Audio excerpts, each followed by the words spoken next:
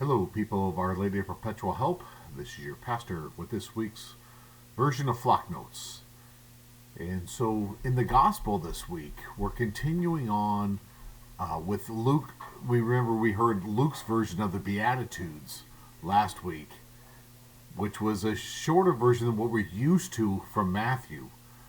And Luke goes a little deeper this week too, in telling us we need to love our enemies and forgive those who have done whatever to us.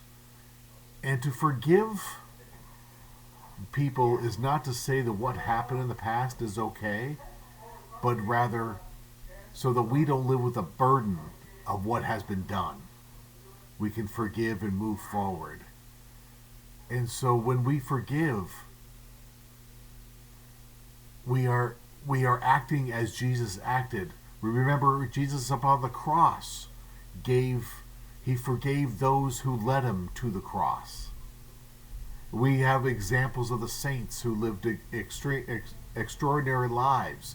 I remember, or one thing I remember reading about Saint Thomas More, where he forgave King Henry VIII for all the pain and everything inflicted upon him.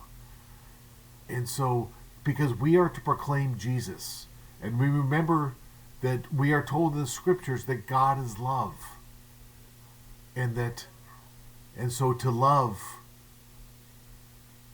is to not hate, obviously.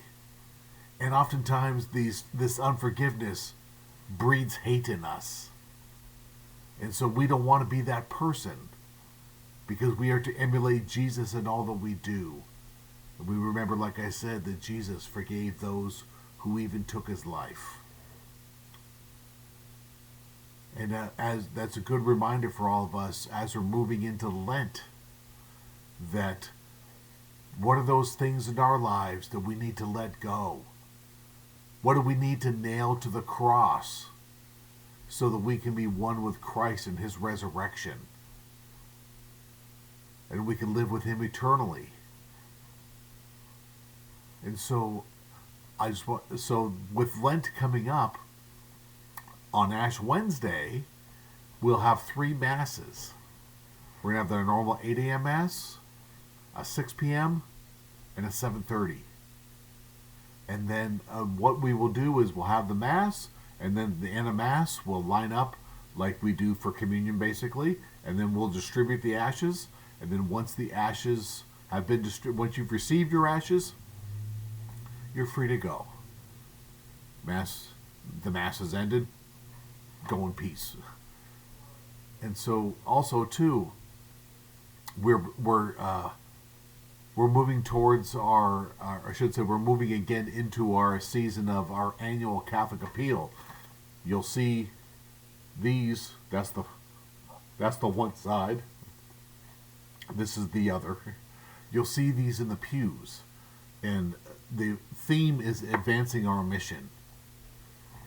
And I have said this in the past, where those who have given to the ACA, I've been a direct beneficiary of this, and so has Father Min, because one major thing this goes for is to fund seminarians and to further our education, get us through the seminary so that we can be ordained priests here to serve the people. And also, it goes to fund various other things of the diocese. Now, what it will not go for, anything that's I know we're in the middle of finishing off this lawsuit. None of these funds are going to go to that. None of these funds are going to go to other things. All these are earmarked, so it could legally and canonically only go to those things which have been designated. And so, and the designation is the proliferation of the diocese, the programs in our diocese, the seminarians. And so we call upon all of us to help support our diocese in this annual Catholic Appeal.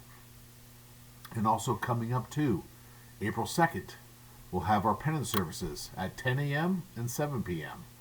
And I spoke with Bishop Felipe yesterday, and he was telling me that he might be available for either one or both of our penance services, so he might be joining us. And so, as we prepare during this Lenten season, like I said, we reflect upon that, especially that reading that the gospel we're gonna hear this Sunday, but also we're moving forward, and so we're walking with Jesus through this time of Lent, so that we can be one with Him in His resurrection. And one major way to do that is through our confessing ourselves and making us clean, and then repenting of our sins as well. And so, in our bulletin and on our flock notes below me, like I always say, keep posted to those, keep posted to the bulletin and to the announcements, because not only will we have our penance service schedule, we'll have the penance service schedules of the other parishes in the deanery, so that if for whatever reason we can't make ours, we know where the other ones are and when the other ones are. And of course, we have our Friday night fish dinners and our Stations of the Cross on Fridays. And so there's many activities here to help in this Lenten season, help us to move forward so that we can join Christ in His walk, like I said, so we can be one with Him in His resurrection. And so with that, I hope you all have had a great week, and I hope to see you all in Mass on Sunday.